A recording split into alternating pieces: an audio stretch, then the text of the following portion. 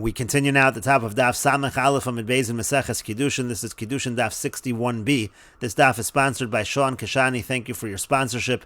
If you would like to sponsor an Amud or a Daf, see the description box below, and see the description box below to see how you can support this channel. On the previous Amud, the Gemara was dealing with the Machlokas Tanoim between Rabbi Meir and Rabbi Chanina ben Gamliel in terms of Tanai Kafel. Rabbi Meir says that anytime you have a condition, it has to be a Tanai Kafel. You have to say both the positive and the negative, and we learned that out from the condition of the Bnei Gad and the Bnei Ruvain, because there the condition is formulated in exactly that fashion. If you go over and cross over with us and fight the war on the other side of the Yarden, then you'll inherit Eretz Gilad. And if not, if you don't fight with us, so then you won't inherit Eretz Gilad. You're just going to inherit in Eretz Canaan in the same way that all the other tribes inherit. It was formulated both the positive and the negative, and we learn from that all Tanoim have to be with the positive and the negative. It has to be a Tanai Kafel. And Rabbi Chanina ben Gamliel said we can't learn that out from the conditions of Bnei Gad and Bnei Ruvain, because over there specifically it was necessary to say the negative, because if you would not have said the negative, if it would have just said that if you cross over and fight, so then you'll get the Eretz Gilad, the implication might have been that if you don't cross over, you're going to get nothing. And that's not really true. That's why the Pasuk has to state that if you don't cross over, so then you'll inherit along with everyone else within Eretz Canaan. And Rabbi Meir then responds to Rabbi Chanina ben Gamliel and says, really, Rabbi Chanina ben Gamliel, you are correct, but there's still extra words in the Pasuk, because the Pasuk could have just said that if you don't cross over, then you're going to inherit with everybody else. But it didn't need to add in, you'll inherit with everybody else in Eretz Canaan. That's an extra word. Those are extra words. So Lamali, why does it have to say the words Be'eretz Canaan? Shma Amino l'Tanai Kafel hu da'asa. Says Rabbi Meir, you see from that, it's teaching us that in general, you always need Tanai Kafel. And Rashi explains, Lamali Be'eretz Canaan, why does it have to say the words Be'eretz Canaan? Demashma miyuta l'me'ute shalo yitlu Be'eretz Gilad keneged chelkam she'Be'eretz Canaan. That sounds like an exclusion, that you're not going to get in Eretz Gilad corresponding to their portion in Eretz Canaan. But we already would know that, because it says V'nochazu b'sochachem, that you're going to inherit along with everybody else. So the fact that it's saying Eretz Canaan, Shma Mino Hutzrach Lichvo, you see there's a requirement. The Pasuk is stressing you need to have Tanai Kafel always. V'lomarim lo yavru lo yehei b'dvari klum. You have to say that if you don't cross over, then you're not going to get what I said you're going to get, meaning Eretz Gilad. V'lo Kafel, if you don't have a Tanai Kafel, Haisa Matanaso Kayemis, then automatically they will get it. The Tanai would be nothing, the mechlal hein lo nishmalav, because from the positive you don't automatically understand the negative. In order for it to be a good Tanai, it has to be a Tanai Kafel according to Rabbi Meir, because of the extra words Eretz Canaan. Rabbi Chanina ben Gamliel, and Rabbi Chanina ben Gamliel, how does he respond to Rabbi Meir's argument?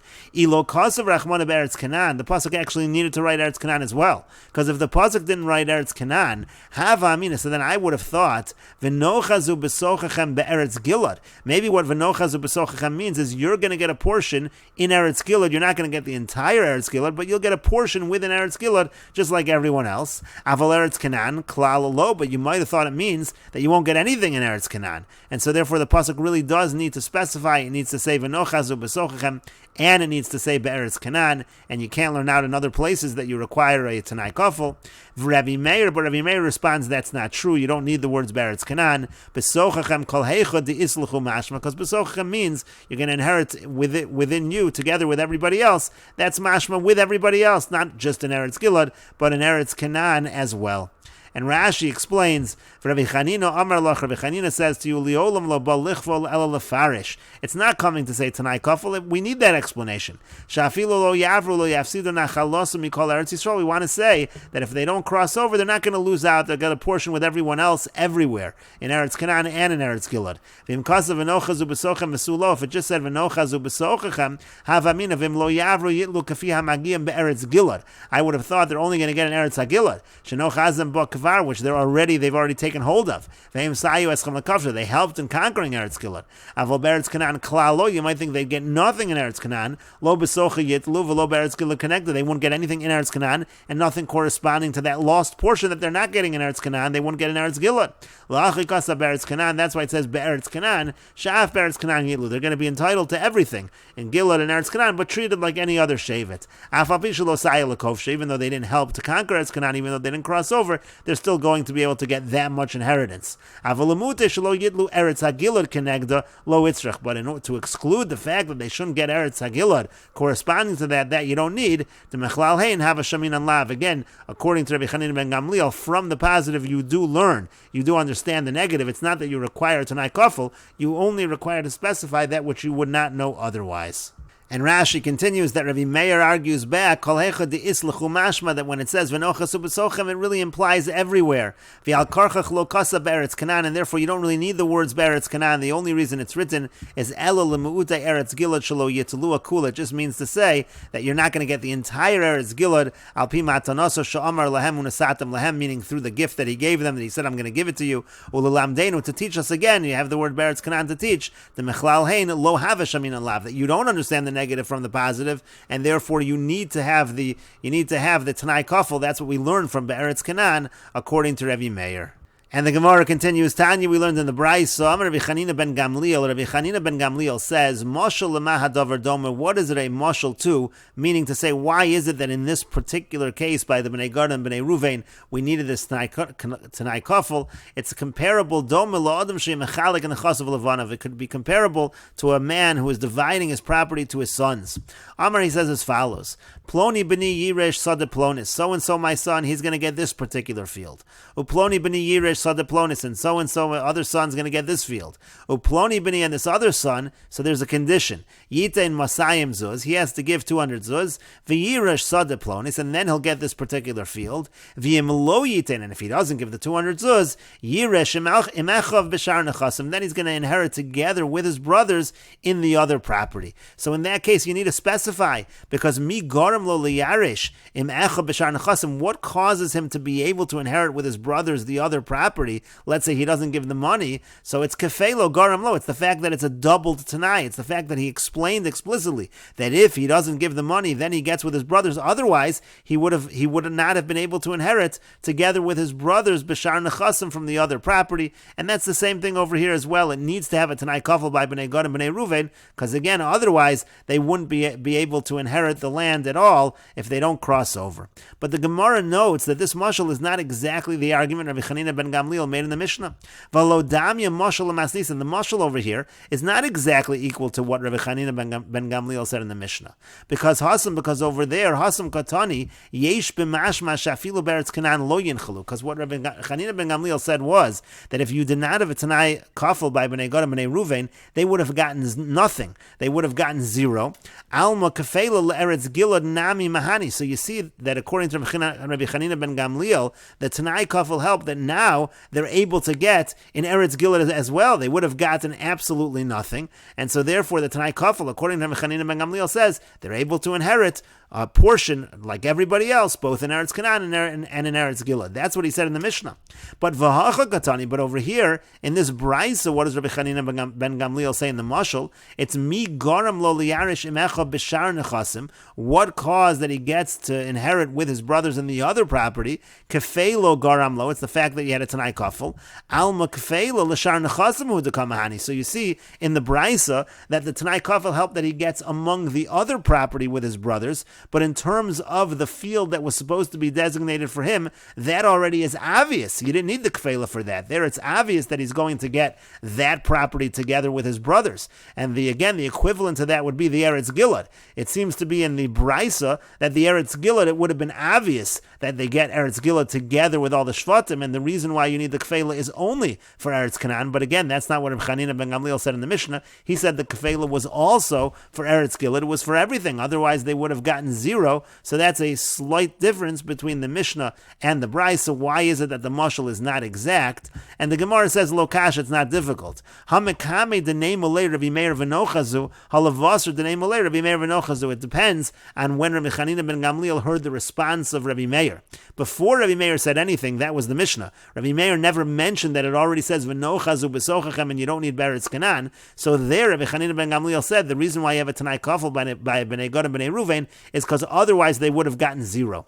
Then Rabbi Meir said that's not true, because it already says v'nochazu b'sochachem. We know they're not going to get zero. We know it says v'nochazu b'sochachem. Be'eretz Canaan becomes extra. Why do you need Be'eretz Canaan for?